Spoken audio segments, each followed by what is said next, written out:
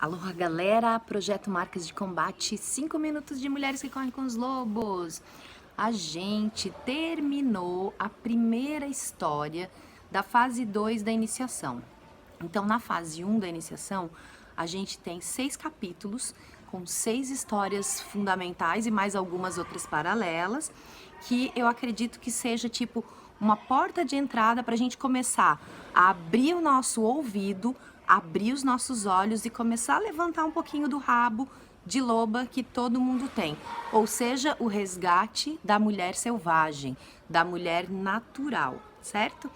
E daí a gente começou a iniciação fase 2 e a primeira história foi a história do corpo jubiloso, a história da La Mariposa, mas o capítulo trata de conhecimento vertical.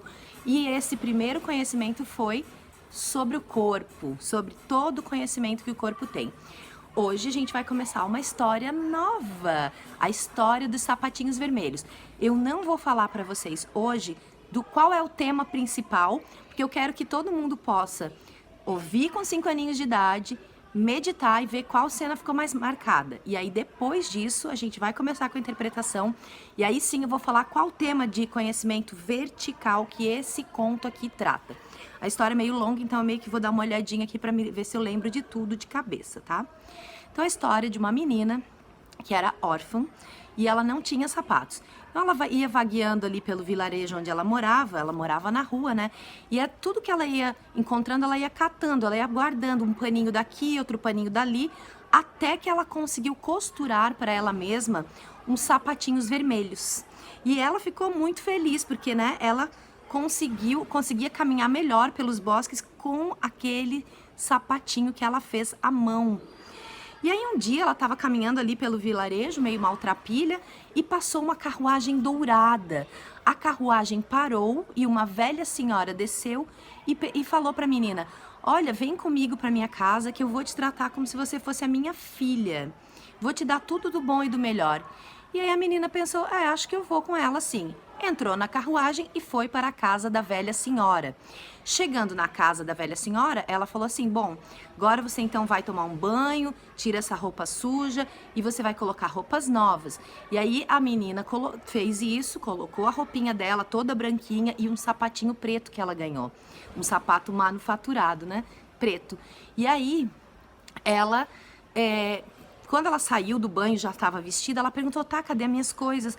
Aí a velha falou assim: tuas coisas eram muito velhas, muito estragadas, muito maltrapilhas, era um bando de trapo e eu queimei. Aí a menina ficou muito triste, porque mesmo ela agora, tendo toda aquela fortuna, morando naquela casa, ela tinha muito apego aos sapatos vermelhos que ela fez com as próprias mãos. E nesse momento ela começou a ser domesticada, no sentido de educação. Então ela que era órfã e vivia na rua, não tinha modos. Então a senhora começou a cobrar que ela sentasse à mesa, comesse com talheres, ficasse calada, se comportasse como uma lady. E aí chegou a época de ela ser crismada. E quando ela foi ser crismada, a senhora levou ela num velho sapateiro para fazer um sapato bonito para ela, para crisma. Então, nessa época, ela viu lá na vitrine do sapateiro um sapato vermelho reluzente, lindíssimo. E ela ficou encantada com aquele sapato, porque ela estava muito faminta do antigo sapatinho vermelho dela. E a vista da velha era tão fraca que ela não percebeu que a menina escolheu o sapato vermelho. E o velho sapateiro, quando vendeu esse sapato para a menina, ele deu uma piscadinha para ela. E aí embrulhou os sapatos e ela foi embora.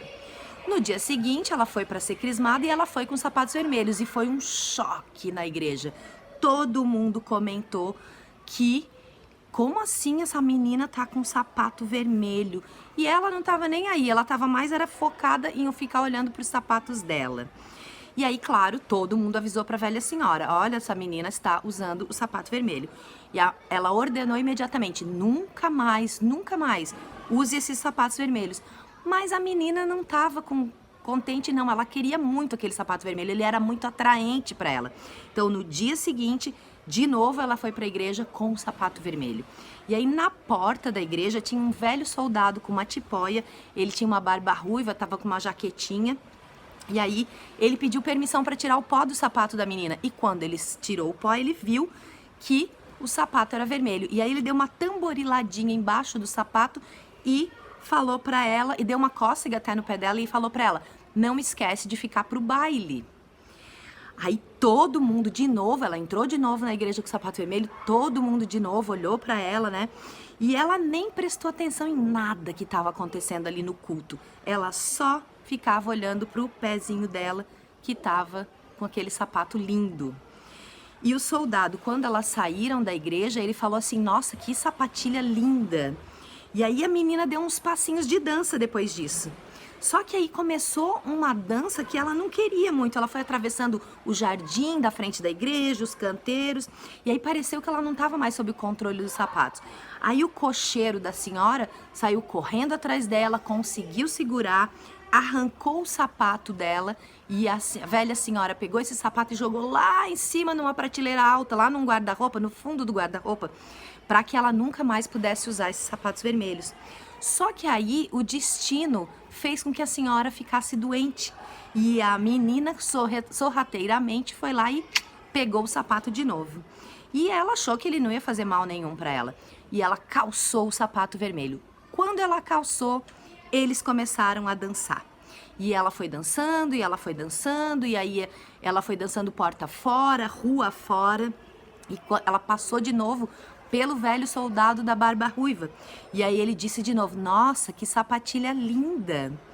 E ela estava desesperada, porque ela percebeu que não era ela mais que estava determinando se ela dançava para a direita ou para a esquerda, se ela dançava para frente ou para trás, se ela até podia parar de dançar. Quem comandava ela agora era o sapato vermelho. Então ela tentou de tudo para tirar esse sapato e não conseguiu. E aí ela começou a ir de casa em casa para pedir ajuda. Então ela tentou entrar na igreja para pedir ajuda para tirar o sapato, mas o guardião não permitiu que ela entrasse. Nessa hora ele disse: você vai dançar com esses sapatos até você virar um fantasma. E aí ela continuou indo de porta em porta tentando, né, pedir misericórdia às pessoas, mas todo mundo ia fechando a porta quando ela passava. Daí ela até passou pela casa da velha senhora que ela morava, mas ela já viu que estava tendo um velório ali, porque a velha senhora tinha até morrido. E ela não aguentava mais dançar, ela estava exausta de tanto dançar. E o sapato simplesmente não parava. Ela não conseguia tirar e o sapato não parava. E aí ela chegou na casa de um carrasco.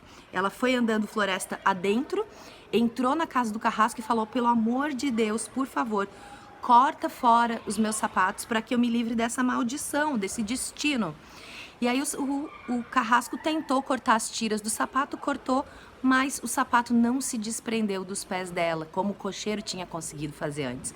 E então a única solução foi cortar os pés da menina. Ela pediu ao carrasco: corte fora os meus pés para que eu possa me livrar desse destino horrível. E com isso, depois que ele cortou, os sapatos ainda continuaram dançando com os pés dela dentro, floresta adentro, né, floresta afora, morro acima, e a menina então ficou agora uma aleijada, tendo que descobrir um jeito de continuar com a sua vida. Essa é a história do sapatinho vermelho. Medite e no próximo vídeo a gente vai começar a destrinchar sobre o que é essa história. Abraço, gente!